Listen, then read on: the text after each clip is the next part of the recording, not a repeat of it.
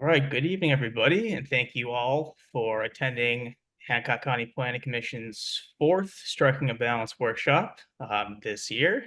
Hopefully, I'm the last to wish you all a happy new year and hope you're all staying warm and safe through all these storms that we've been having across the state.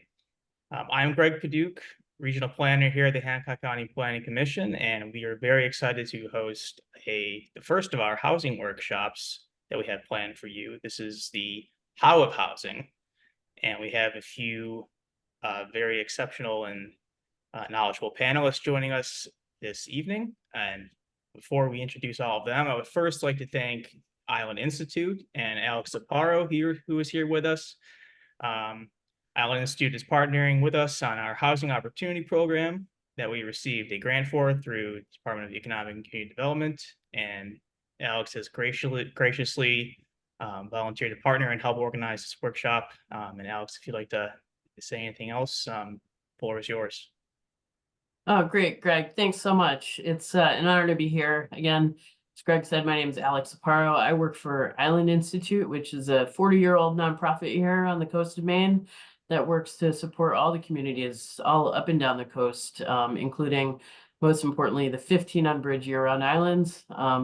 My work, I do economic development and government relations, and I can't tell you how much housing comes up. It's the #1 issue. And beyond the islands, I get a fair share of calls from communities from Bath all the way up to Beals Island. So in response, we have started a inter-island sort of coalition looking at affordable housing, creating a shared learning space. And you know, we're not new to housing here at Island Institute. We've been working on it for a very long time. In fact, we got our start working on housing with the Genesis Fund alongside other valuable partners. We still work with Genesis Fund. We consider them our most valuable partner in housing, which is why I'm so glad that Mark can be here from Genesis Fund. So at that, I'll let you take it away again, Greg, but thanks. It's great to be here, and thanks for all of you who are attending. Fantastic. Thank you again. And so to quickly summarize what we'll be going over this evening, we have 3 panelists. We'll go into details about some of the different housing organizations in Maine and some of the exciting work that they're doing, each in their respective areas. We have Rick Rogers, who is the Executive Director of Islesboro Affordable Property. Also speaking, Marlo Byrne, the Executive Director at Island Housing Trust, and Mark Primo, Senior Program Officer at the Genesis Fund. And Mark will be our first speaker kicking us off this evening. So Mark, whenever you're ready, the floor is yours. Thanks, Greg. Thanks, Alex. Hello, everybody. The Genesis Fund, as Alex mentioned, has been around for a while doing housing and been a while on the islands around doing housing islands. And I think the last time Maine Housing released a program was 2010 or 12. That was until they released a new program in 2022. And that was called the Maine 2022 Maine Housing Island Initiative. And Maine Housing awarded a contract to the Genesis Fund to try and incubate deals out in this program, which consisted of 2 to 4 units on the 15 bridgeless islands. And I thought I would just share the screen and just kind of show off some of the good work that Rick and folks like him have been doing. We'll see how that works. Can everybody see that?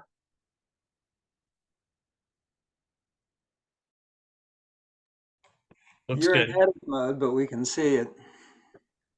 Can you see that now? In edit mode, and you're on slide 15. That's better.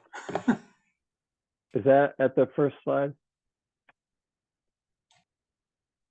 Yes. Looks good. All right. So this is under the grant. We're working with the Maine Islands and Maine Housing to access that program. We started with Great Cranberry Island was the first group to submit. They submitted 2 3-bedroom units that I think KBS was the modular dealer on that. Those were finished right around September. There was a ground opening. They had a band playing. They had someone from the Mamas and Papas actually that lived on the island play there. It's pretty cool. That was Cranberry Island Realty Trust. This is Islesboro, or excuse me, Islesford, which is Little Cranberry, which is, I know all these are not in Hancock County, but these are some of the islands that were where they're not.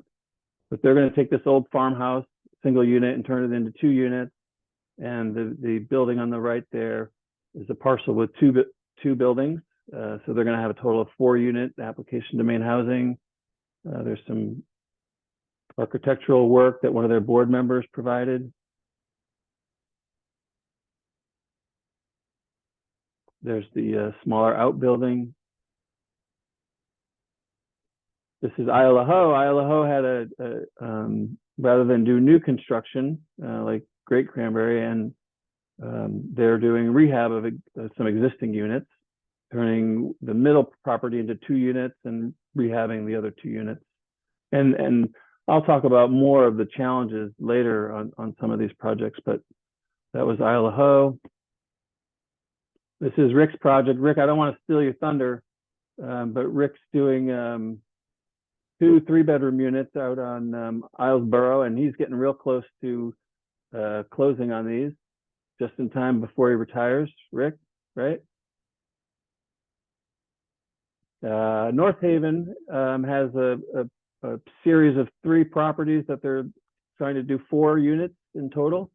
They're hopefully getting close to a closing with Maine Housing. Peaks Island took this building that was acquired by the city for back taxes, and they were trying to save it, and eventually decided it was more expensive to try and save, and there was not much value in saving it. So they have contracted with Backyard ADUs, and they're doing a modular build out on Peaks with Backyard, and they're hopefully closing on that property and breaking ground soon. Some others that are in the works that are trying to get in before the February 15th deadline. Shabig has an application in that needs to be modified.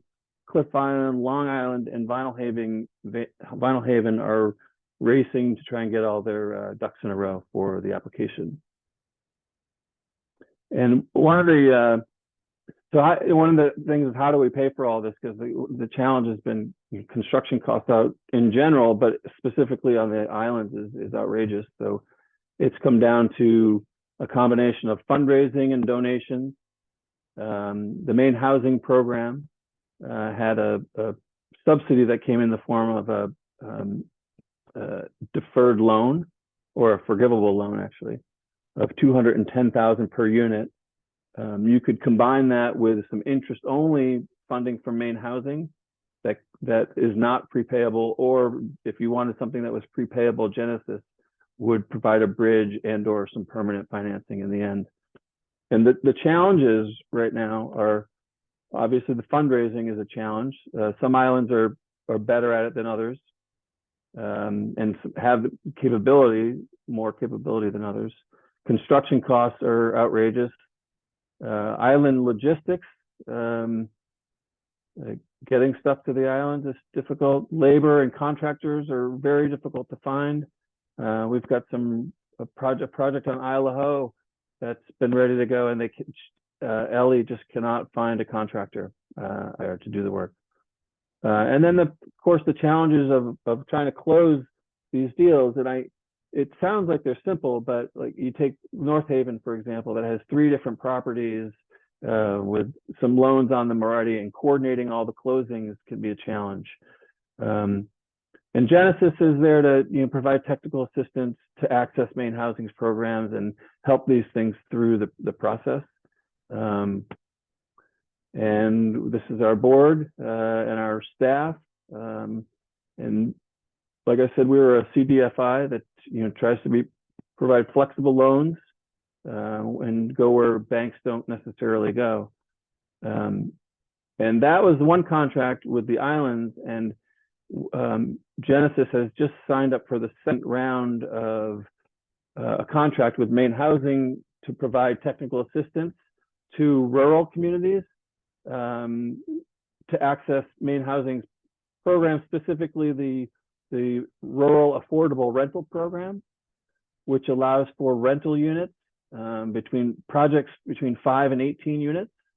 There's kind of a smaller scale, one step lower than a tax credit deal. And that there were $17 million that the legislature put out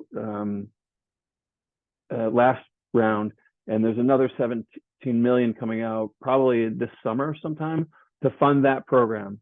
And so Genesis Fund is available to provide technical assistance to nonprofits, municipalities, private developers to try and access these programs and the funding, as well as other funding, like Alex mentioned, from potentially DECD or some other programs.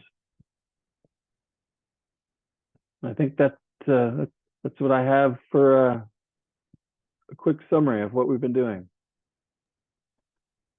All right, thank you, Mark. And I don't know if I mentioned this before, but after our three speakers are presenting, we will be doing a panel discussion with them, asking them some specific questions. And then after that, we open the floor to the audience to ask their own individual questions. In the meantime, if you'd like to, you can feel free to drop those in the chat, but you will have time at the end to ask any questions that you might have.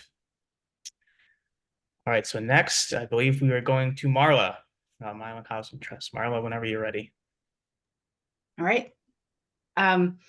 So Island Housing Trust is a nonprofit organization that geared up in the early 2000s, and we started through a community visioning process called MDI Tomorrow.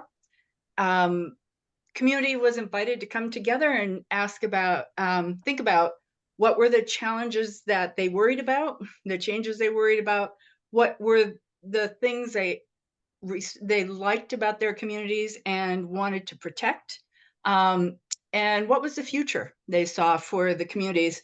Out of those discussions over 2 years, workforce housing came up as a significant concern for everybody.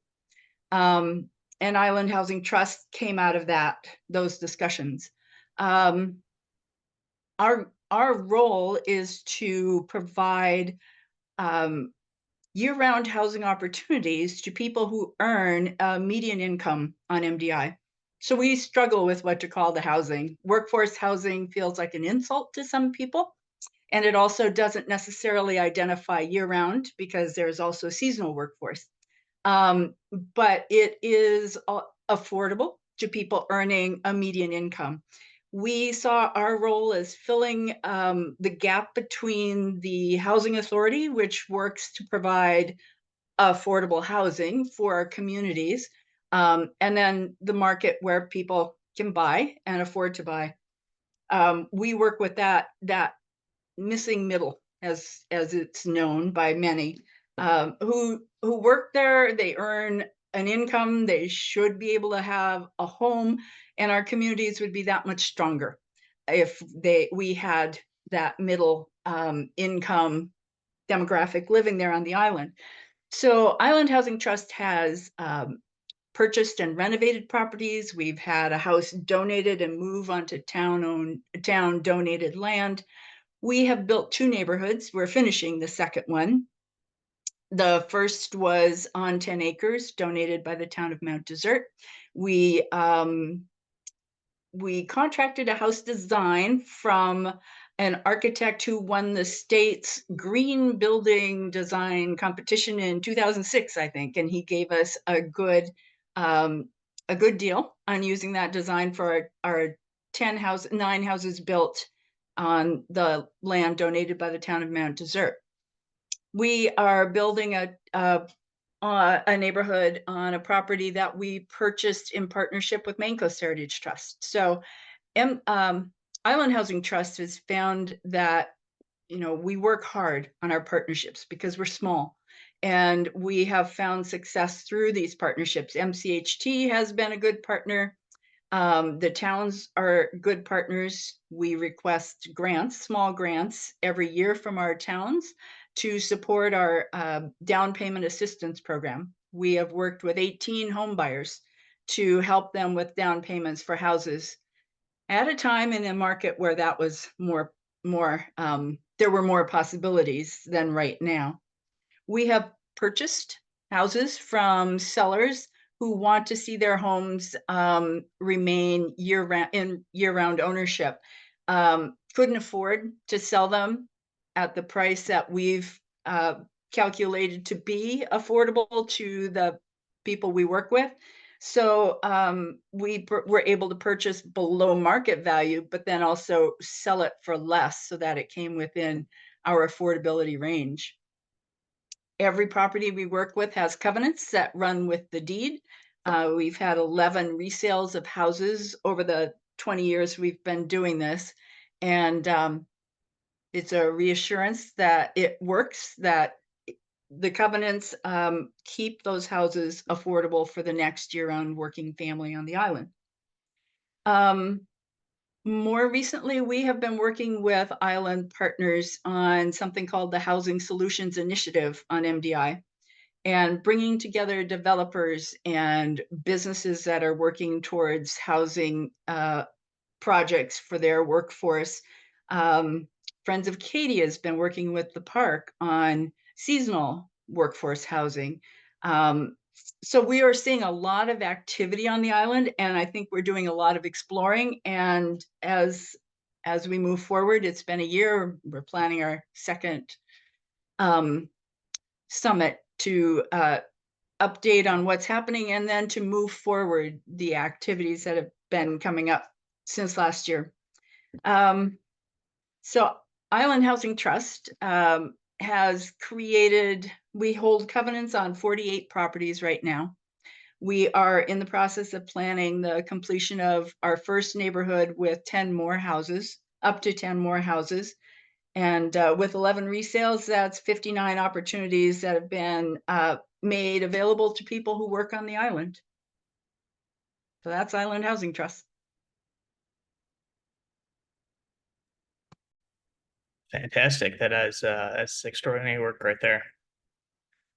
All right. Lastly, our final speaker this evening is Rick Rogers, Executive Director, Islesboro Affordable Properties. Rick, whenever you are ready. Good evening. Thanks for the opportunity, Greg and Alex. I heard Marla say something about their organization being small. I think those of us who live on the unbridged islands may take umbrage with that. But in any case, she does great work there and should be commended. We on Islesboro are, I think, more representative of the unbridged community in that our communities are much smaller than MDI. There are some forward-looking people on Islesboro back in the late 80s. Islesboro Affordable Property was incorporated in 1988. And over the course of probably 4 or 5 years after incorporation, they managed to get some donated land and put up, they hired an architect and he designed 3 different types. There was a small A-frame, and then there was a small cape, and then there was a larger cape.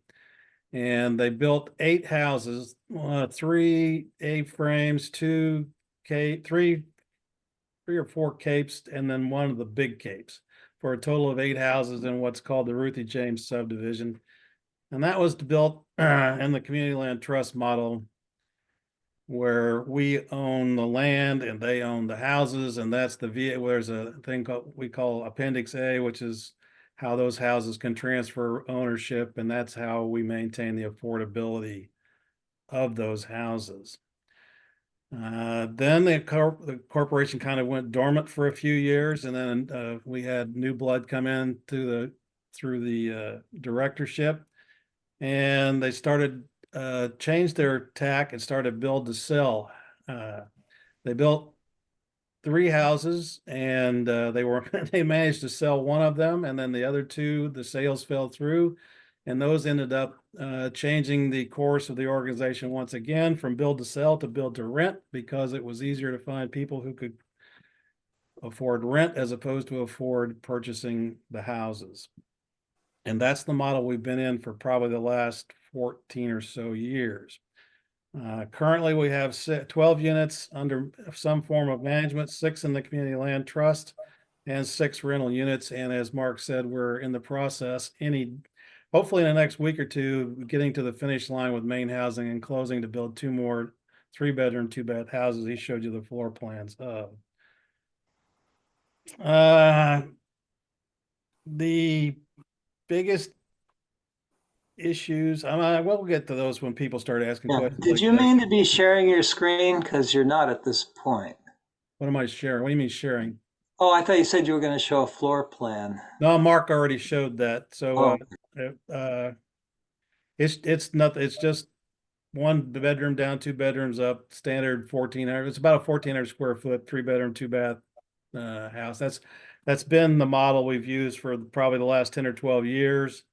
It can go. Most of the houses are smaller than 14. Most of the 3 bedrooms are about 1,300 square feet. And we found that we can go anywhere from a family of 2 up to especially if they have young kids, we can get 4, 5, 6 people in one of those houses. So that model works pretty well for us. I think based on the properties that we have left that are available to develop, we're probably going to look at more of a 4-plex, 3-plex, duplex kind of model going forward. But that'll be for the next guy because I'm retiring at the end of July. So that's kind of what's going on here at IAP. If you have specific questions, I'd be glad to address them. All right, great. Thank you, Rick. All right, next we're going to jump into some pre-discussed questions with the panel this evening. So we will ask our first one. And Mark, you kind of touched on this a little bit in your presentation, and it's a pretty wide-ranging question. But you mentioned some of the barriers to creating and developing affordable housing today. I don't know if you'd care to start us off or expand on what you already touched on in your presentation, or if someone else would like to go first.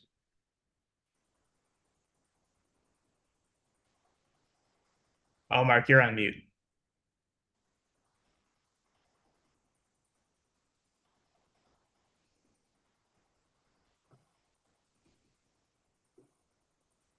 Sorry about that. No worries. Yeah, we're seeing some of the challenges in the work that we're doing under our contract with Maine Housing is that the construction costs right now, forget about being on an island just for a second. Construction costs right now are just so crazy that it's hard to get anything done without subsidy. And we're finding some market rate developers that are actually swerving and looking for the subsidies because they can't make their deals pencil out. And then the extra challenges of being on an island in finding contractors has been a real challenge, and trying to line up, trying to get estimates and contracts from multiple different contractors for multiple different projects has been a challenge. And Rick can probably piggyback right on top of that. If I can figure out on mute. Yes, that is true. To give you a specific example, when, as Mark said, back in 2010, Maine Housing came out with this program once before. We ended up building completing 2 houses by 2012. They were the smallish 1,300 square foot, 3-bedroom, 2-bath houses on donated land. Cost about a little over $500,000 to complete that project. The estimated completion of the project for 2 houses that are just slightly larger on donated land is twice that much this time around. It's going to be over $1 million. So money is a huge barrier. And so unless the group has the fundraising capability and the nonprofit status to fundraise, it can be a challenge. I worked with Swans Island and a gentleman named Bill Banks. He's vertically integrated. He owns the excavation company. He had the land, could not make the numbers work because they didn't have the nonprofit fundraising arm. So that is one of the biggest challenges right now. I would just add that even though Mount Desert Island is not unbridged. We do have a bridge. It's 2 lanes and it competes with 3 million visitors. So it's difficult for us to get labor as well. The people can't afford to live here. It could be an hour's commute just to come from north of Ellsworth. So we are finding that money is a problem, but also labor is difficult and getting things done. And the longer it takes, the longer, the process goes for the people who are buying, and it's expensive for them too. Paying off interest rates while they're waiting for their house to be finished, and they're paying for their rent and paying for their interest and hoping their rent doesn't go away before the house is ready. So there are lots of challenges. Absolutely. And maybe just a quick follow-up, a little off-script question. In your opinion, what are some options, or maybe what do you foresee being some solutions to reduce the costs of construction, maybe cost of labor, or other costs that, increase the overall price and, therefore increase the selling price? If anyone has any clue, I know it's a question everyone's asking these days. Well, go ahead. Oh, I was just going to say that Island Housing Trust went from stick-built to modular houses. That brought the costs down for us, and it made it a little more timeline, a little more dependable and foreseeable, but it's still a challenge. The 2 houses that IAP is doing, both were in 2010 and are in 2024 modular homes. So that even modular homes, the 2 houses are going to cost $1 million to place on site. There are other organizations here on the island. There is a Islesboro Housing Committee that I was a member for a couple of years of, but have since stepped off because of my imminent retirement. They're working in the workforce housing space. They're trying to figure out how to build how to get an apartment thing going here on the island. There's another man who in his retirement is building, he's one-offing houses more in the moderate income area where they're all highly green houses, green energy to the nth degree. But that's one every couple of years. And so it's not really a huge solution, but it helps. But to Mark's point, the cost of the ferry's gone up dramatically in the last few years. So the cost of transporting goods and services out here has gone up. Plumbers are difficult. Electricians are impossible. You just you can't get anybody on board that's a licensed electrician to do anything. There's a tremendous amount of construction going on Islesboro, and you're in competition with people that are by and large very well heeled for those assets, and that's a complication for us. All right. Next question. I know affordability, it typically comes the top concern when everyone's looking for housing, but is there any other specific type of demographics, such as household size, owner versus renter, age, disability, anything else like that, where housing you think should be targeted in the near future, as well as maybe a little further out in the future, as far as where housing might be most needed right now? I suspect that all the islands that have schools are going to have the same issues back in the day when we all used to go to the upstairs conference room at the Island Institute, the first one of those I attended, I thought I had problems until I left and found out that we were like the role model for a lot of these unbridged islands. And I was like, oh my God, so one of the things that I think all of us who have schools try to do is leverage the assets that we have to bring young families, especially young families that have skill sets, to the island so that we can populate our schools. That's one of the things we do. I know on MDI we really need rentals, and that's been more difficult than the home ownership model. Island Housing Trust it's a pretty clear model, and that's what we've done over the past 20 years, but we are looking at rentals. It means the organization holds all those costs, right? We're not selling the building. Every part of that project belongs to us then to fundraise for, as well as property management. We're a staff of, 4, 3 of those part-time. So property management is a bit of a challenge as well. But I think rentals are going to be very important because for the different phases of people's lives and their abilities and what they can do.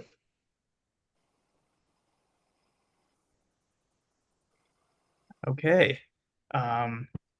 If there's a community or a municipality that has a idea for a housing project, or maybe has some funding for a housing project, that they would like to get some initial steps on towards developing, where would they start? What might be some good resources for them, contacts to reach out to, first initial steps in the process for creating some new housing in their area? I would say they could pick up the phone and call the Genesis Fund. We're working under a contract with Maine Housing that is doing exactly that. We were in Union the other night trying to figure out what to do with the Union School, and so one of the things that municipalities can tee stuff up for developers with density, zoning changes, a TIF zone. This particular community has kind of fast-tracked the selectman process or the select board process, whereas it doesn't have to go back to a town vote. If the developer comes in with a project that fits their RFP or RFQ. So there are things that municipalities can do to entice developers to want to build there. I know that developers, that one of the biggest challenges is getting through the planning process and the NIMBY process. And if there is anything that the municipalities can do to kind of pave that road, it would be welcomed for developers. Victor, Marla, anything to add there?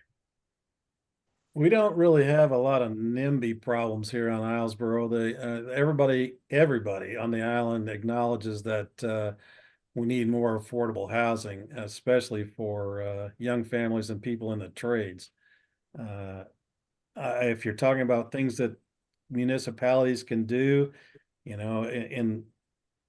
at Islesboro Affordable Property have been given land by the town of Islesboro on a number of occasions. Sometimes we develop it, sometimes we sell it and use that money for development. I've been at every planning board meeting for the last year trying to get, and I just wrote a letter to the planning board and the selectmen this morning that I'll be dropping off in their boxes tomorrow about moving our most recent acquisition of 6 1/4 acres, which is right next to the town office in the Ruthie James subdivision, to be inclusion in the development zone so that I can get increased density, which will allow us to put more houses on the same piece of land.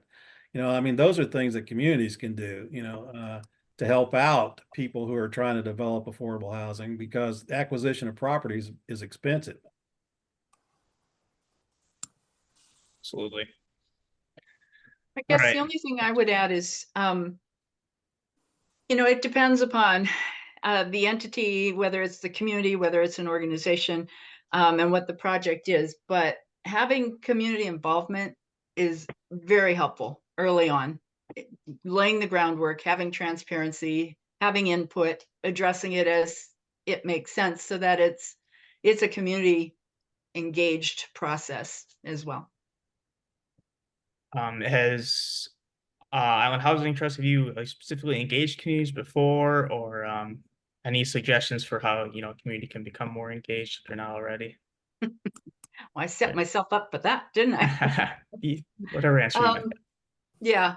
Well, when we were building, I guess our community engagement came out of the first neighborhood came out of the community visioning sessions.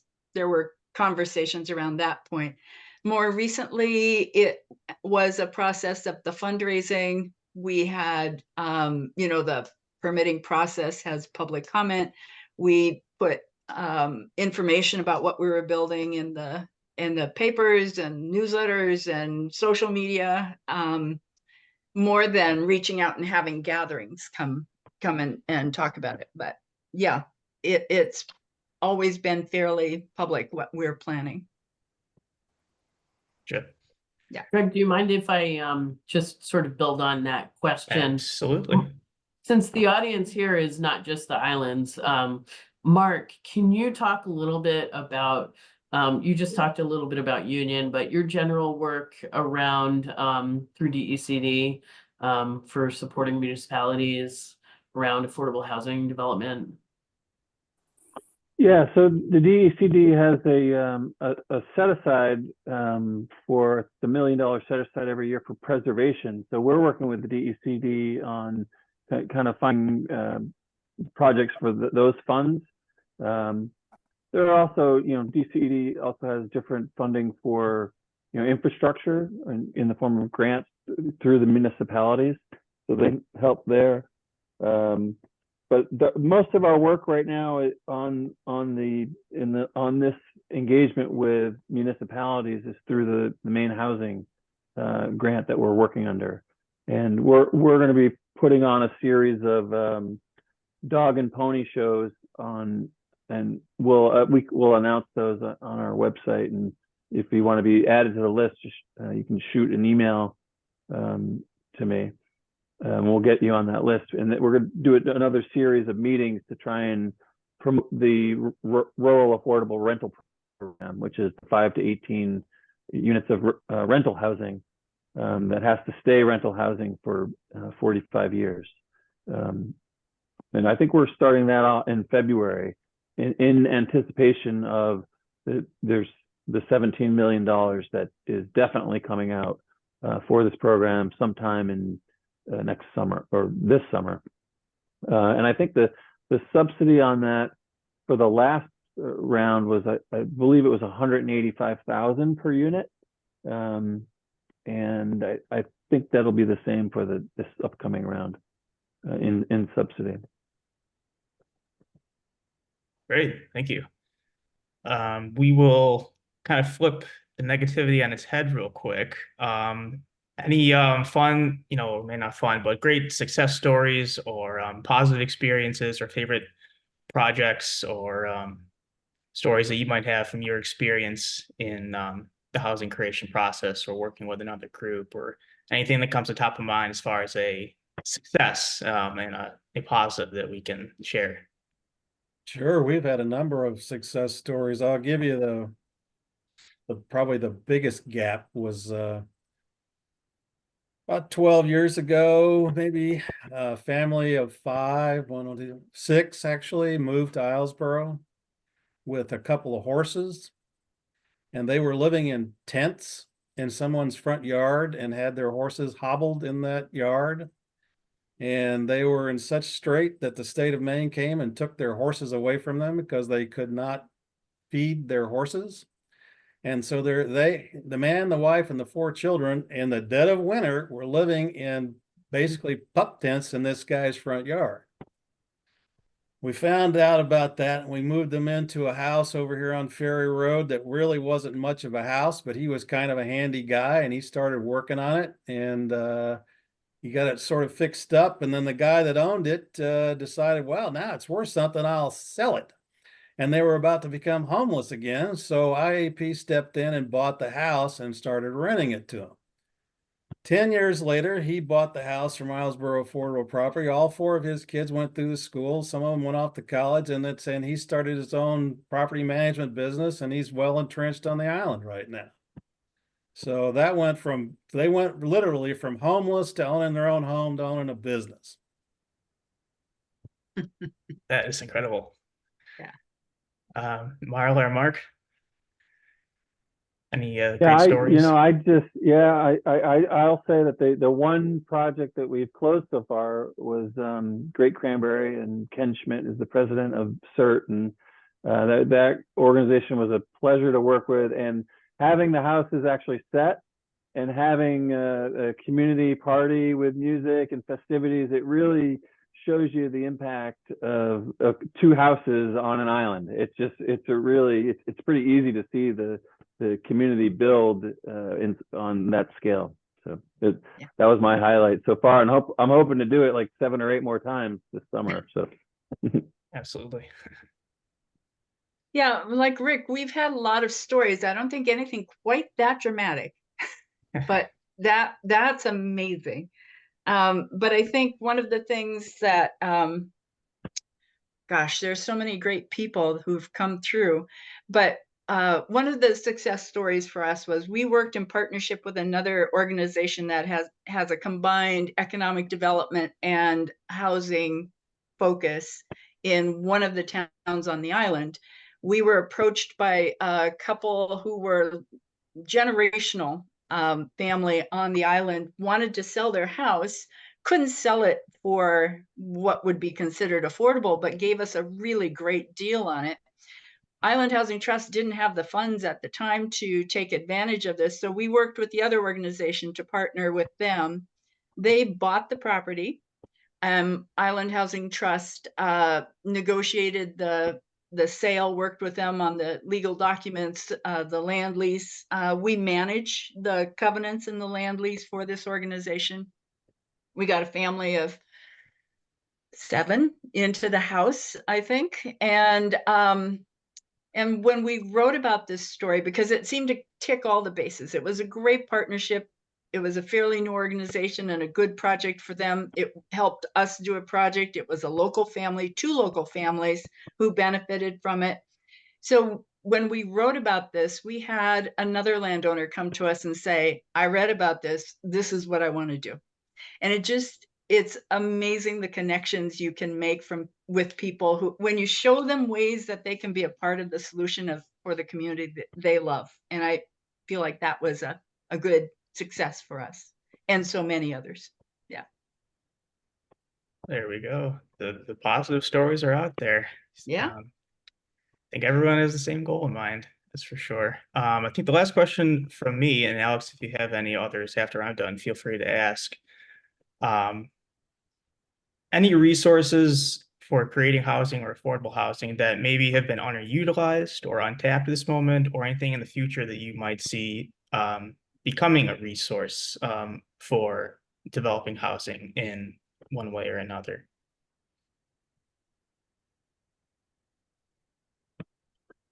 Yeah, I think that's an ongoing challenge. I'm disappointed that the island program is ending in February. I think a few groups could use some more time. But I think that's a good question, where the funding comes from, because I know that the fundraising is not endless, and it's not easy. I used to be with Habitat, and it's a challenge to fundraise. So I think continuing to network and talk to different entities like the DECD and Maine Housing, and just express the need is what we need to lobby for.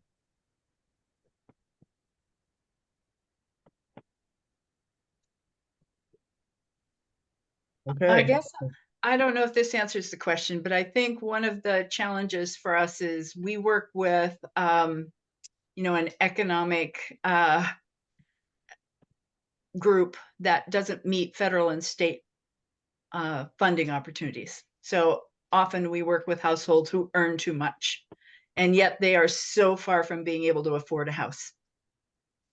They can't find a rental.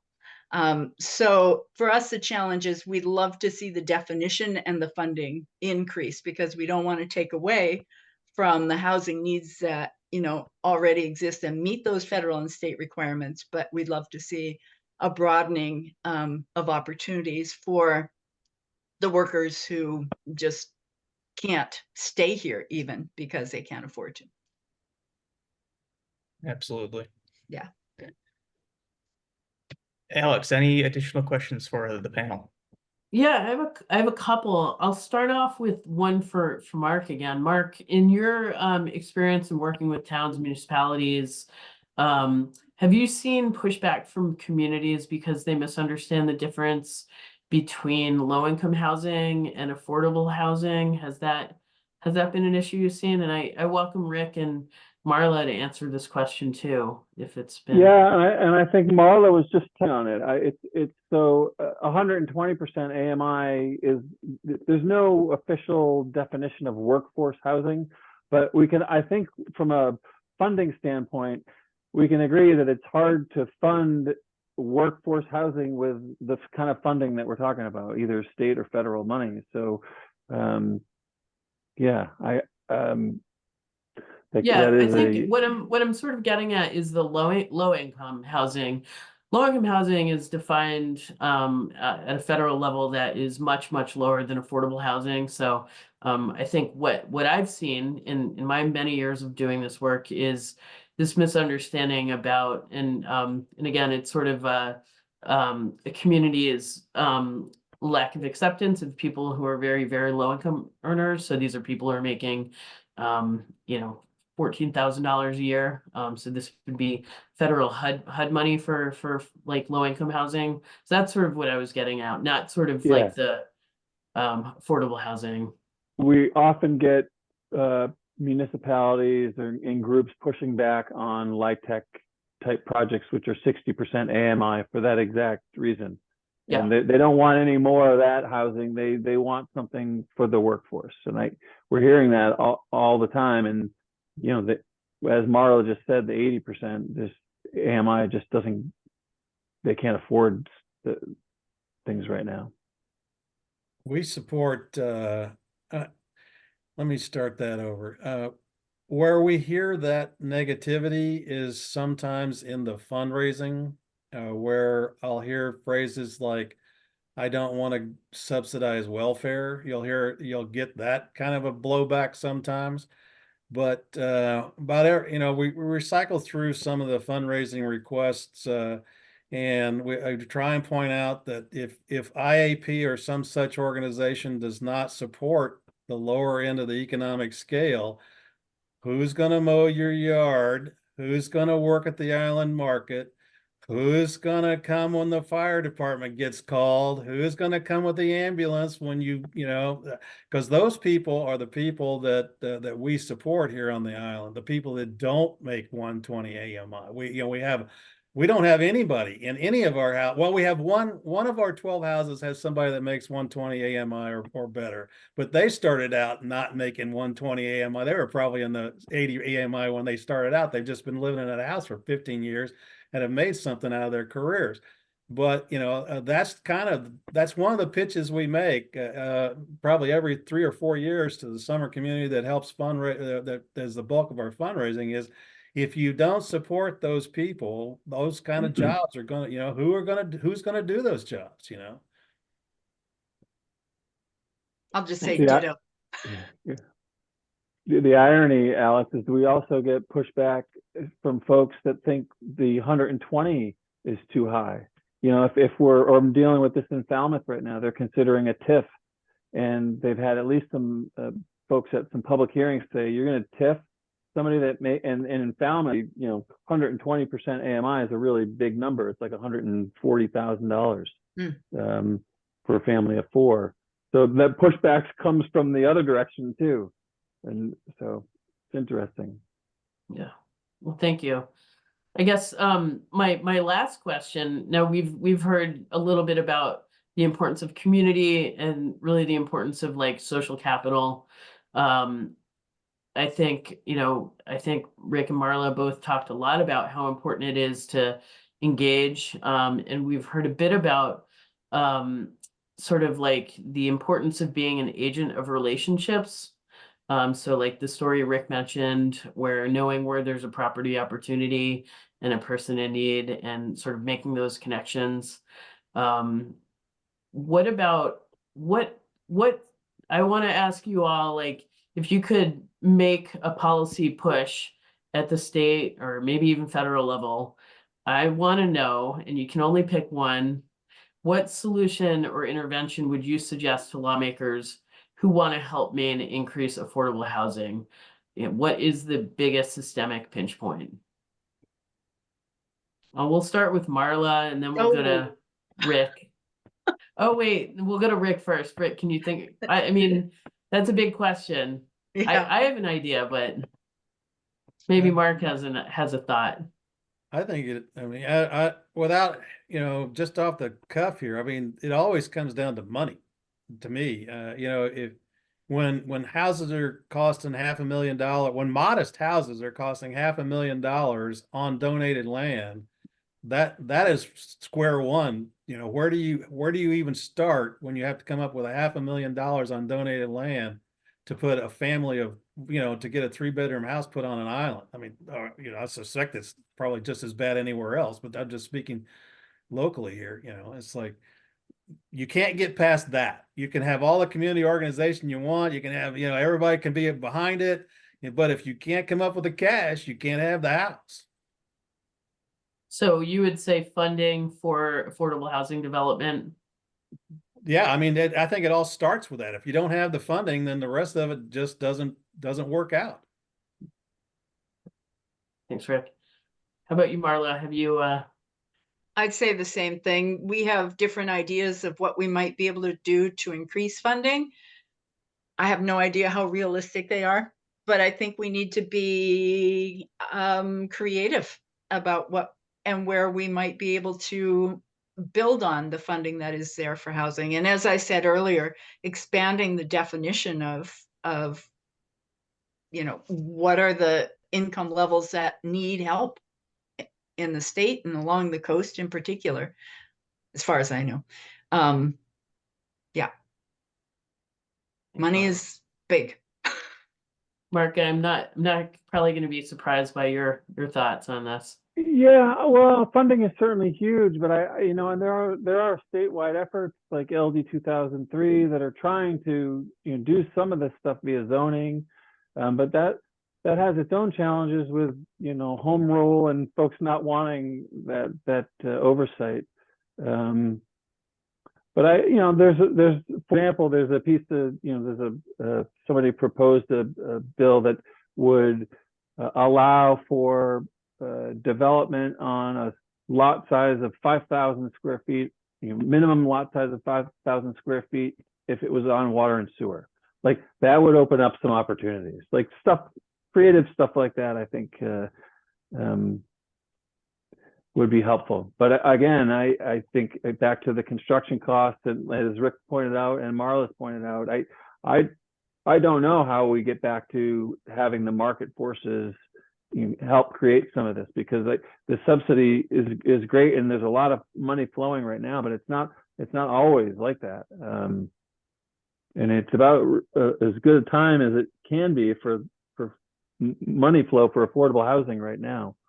So, but the irony is that it's a challenge to make it work because we need sessions. So, well, I mean, to that point though, the Maine housing money came around in 2010, and then it went away. I guess the program was still there. There just wasn't any money in the kitty. And then it came around again in 2022. So, I mean, if it's going to be 12 years between opportunities like that, that's really not making it. That's not going to get it done. I mean, you kind of need to have this program running almost constantly for people and at least Marla and my and probably everybody else's situation where you can't make it without that subsidy. I mean, the community has really stepped up out here at Islesboro. We've raised $360,000 in the last 18 months, and that's huge for Islesboro. But it just, that's a third of what the project's going to cost. So we just can't get there from here without that kind of subsidy. Thanks, Rick. The numbers are staggering, that's for sure. Greg, I think you wanted to open it up to the audience. Is that right? I've got about 5 questions from the chat. I was thinking maybe we would alternate between questions from the chat and folks raising their hands. Yeah, that sounds great. I was going to say, if you can monitor the chat questions, we can open up the floor to any of the attendees that have questions.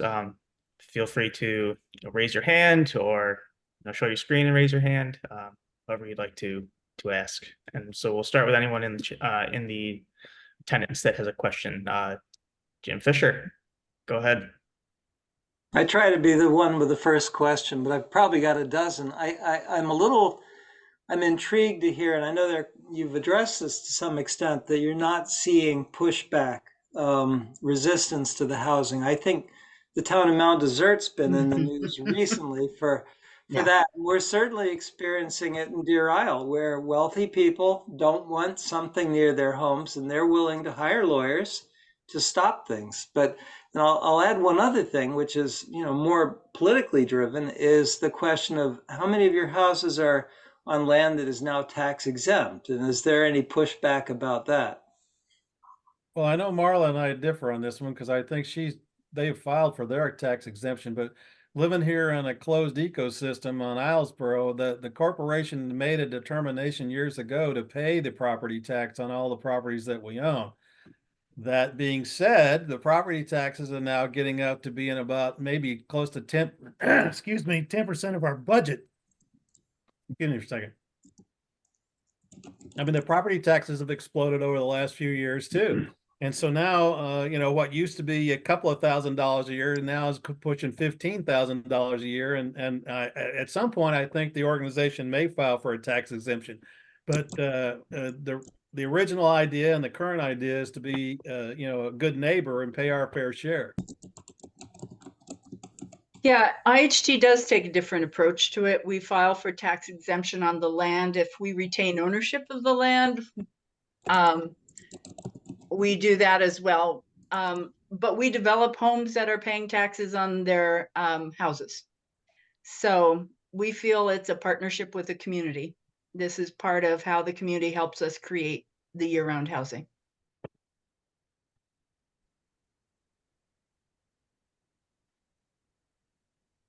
All right, so I'm gonna tackle one from the chat here.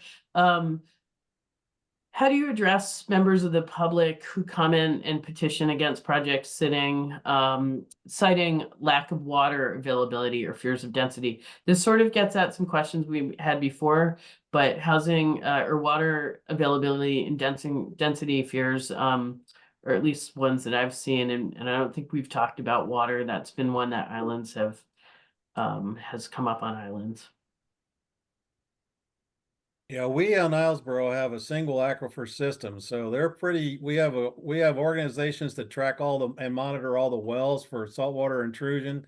And because if we screw that up, that's ball game here on Islesboro because we only have one source of water. So that's something that's tracked fairly closely out here.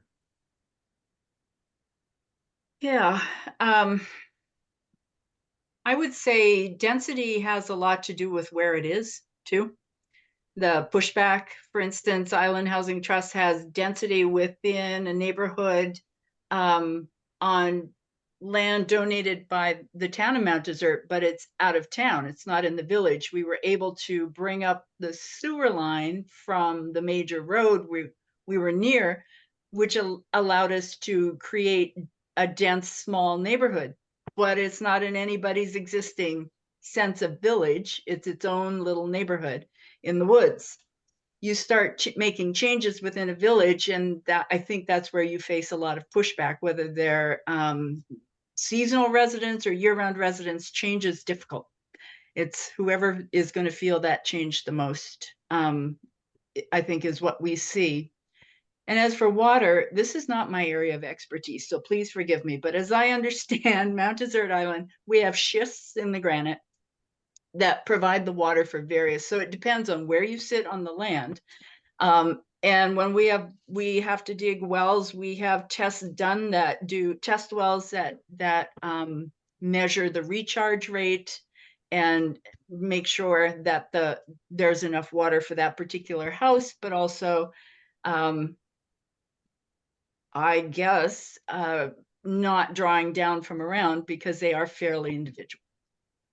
Again, not my area of expertise, but as I understand it. And I would just echo both of those things. And I would on density, one of the tricks we used to use I used the word habitat. And one of the tricks we used to do is we used to figure out the most units we could ask for and ask for that, and then back off of it and give people something to cheer about. There's one strategy for it, for sure. Any other questions as far as the folks in attendance? We do have a few more in the chat as well. We've got a few more, a couple that have really kind of been addressed, but this next one, I'm not trying to pick on you, Mark, but I thought it was pretty a pretty good question. What about working with Habitat for Humanity groups to develop projects? I love Habitat. I worked with Greater Portland Habitat and Seven Rivers Habitat, and I work closely with Tia up at where's she? Midcoast Habitat, yeah. And I think it depends on the affiliate. Some affiliates are geared up to do larger scale development. Tia in the Midcoast is one that can handle a larger project. So I guess it depends on, we've had some island groups ask about Habitat. I think that's a challenge for Habitat groups to get to islands with volunteers. But I think Habitat's a great partner to consider on a smaller scale projects. Yeah. Thanks, Mark. Yeah, Rick, Marla, if you have anything to add to that, I welcome you. Are you specifically talking about Habitat? I have no experience with that. I don't know either. Okay. Mark, you're the expert here on that one. I think Jim's had his hand raised for a while. Yep, It's go right always up. Just leave it up. Go right ahead. Yeah, I mean, actually following up on what you're talking about, I'm curious about any support you've received from some of the regional organizations that I think are involved in this, including Down East Community Partners for Hancock and Washington County and Eastern Maine Development Corporation, these other outfits that are here ostensibly with programs in housing, but I'm not aware of much activity in Hancock County from them.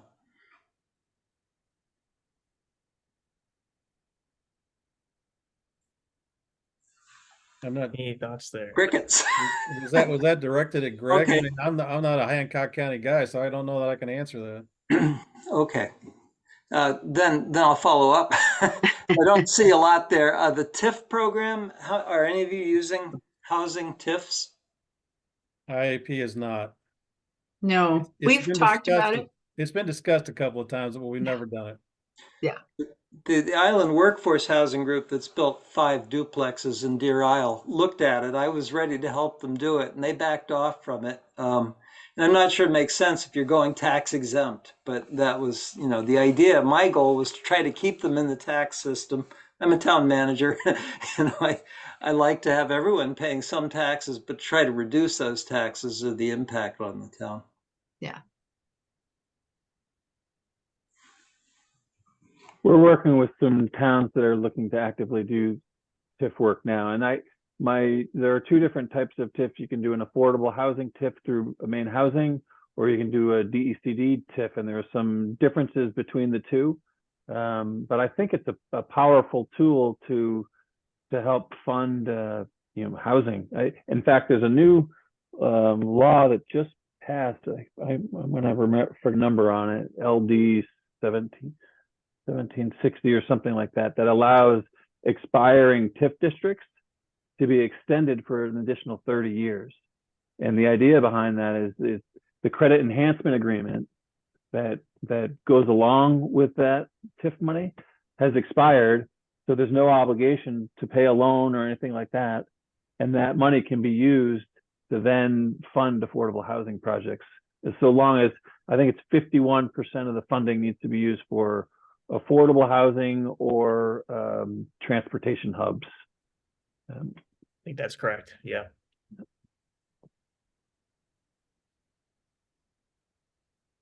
And Greg, are you actively helping on that TIF work? Do you have background in that?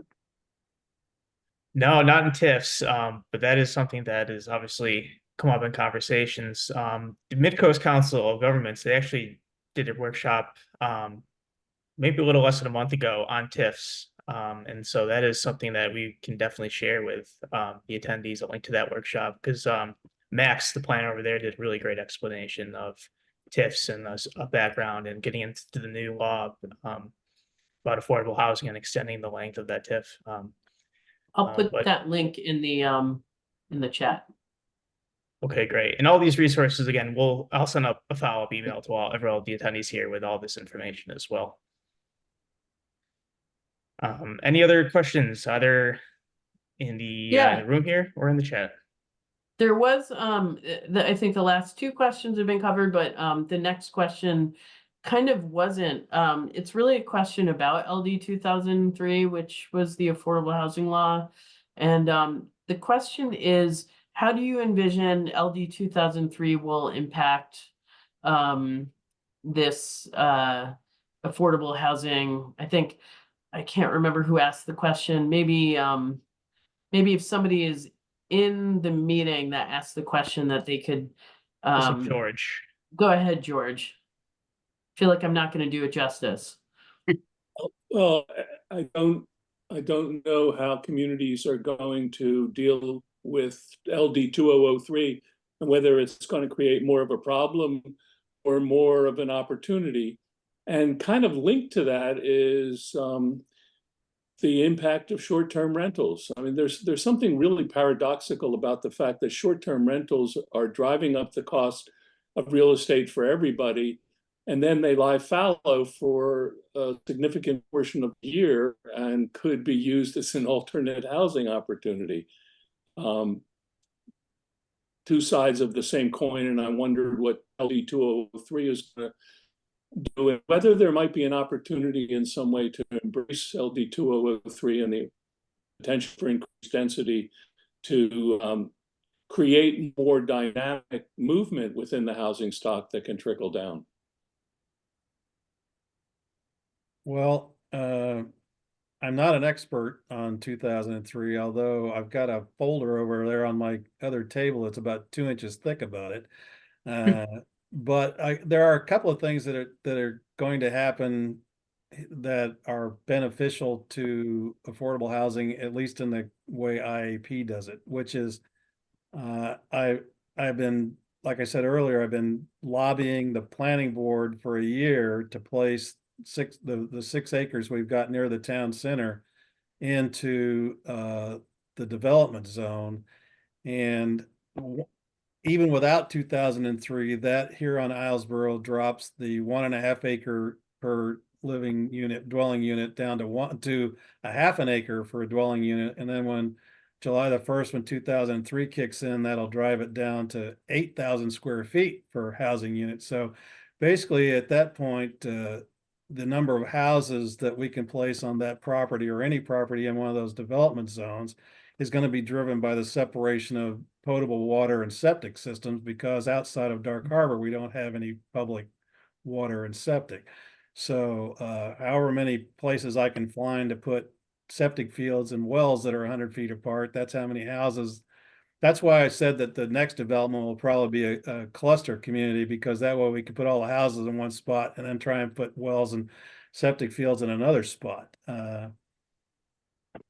So, I mean, that's going to be a big benefit, assuming that those two things happen, and the planning board seems to be in my hip pocket on that one. They want it to go forward. So, and then it has a lot of stuff in there about ADUs. Now, we haven't really had a lot of permitting for ADUs out here, but I suspect that once people get more comfortable with ADUs, you're going to start seeing some of those develop.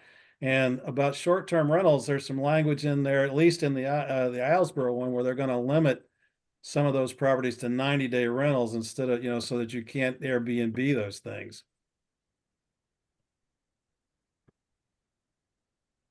Yeah, I'm with Rick. I think the ADUs and the 2.5 times density in the 2003 will make some stuff happen. The question is how much. To build an ADU, it's still expensive to build an ADU, and I think that's interesting. And the one thing about the ADU, it doesn't allow people to sell a unit. So you build an ADU, you basically are managing it with your house. And I think the 2.5 times density by rule will be utilized by developers for sure. And the question will be to see how municipalities keep up with it and make sure they are in compliance with it.